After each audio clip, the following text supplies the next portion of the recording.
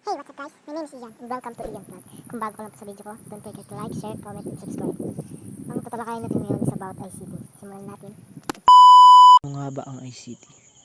Ang ICT ay naglalayong matulungan ang mga kabataan at iba pang klase ng individual sa paggamit ng teknolohiya. Ito ay isang nagsisilbing guidelines upang magamit ng gusto at tama ang mga kabagong teknolohiya.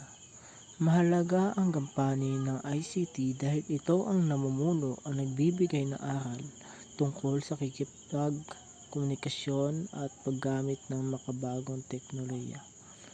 Maraming mga tao ang hindi pag-aaral ganun ka-eksperto sa paggamit ng teknolohiya, kaya naman isa rin sa purpose ng strand na ICT ay mapalawak ang kaalaman ng bawat individual sa paggamit ng teknolohiya.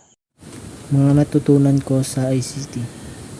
Ang natutunan ko sa ICT ay paggawa ng PowerPoint at ang ebolusyon ng Web 1.0 to 3.0. Natutuhan ko rin ang mga klase ng virus na pumapasok at nakasira ng ating files and data, gaya ng worm at trojan.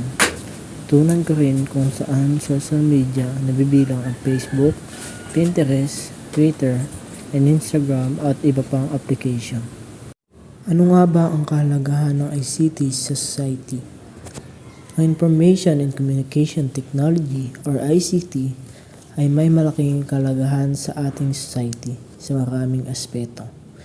Ito ay nagbibigay daan sa mas mabilis na komunikasyon, pag-akses sa impormasyon, at pagsulong ng ekonomiya. Ang ICT ay nagpapabuti ng edukasyon, kalusugan at serbisyong pampubliko. Dahil dito, nagiging mas konektado at maunlad ang society.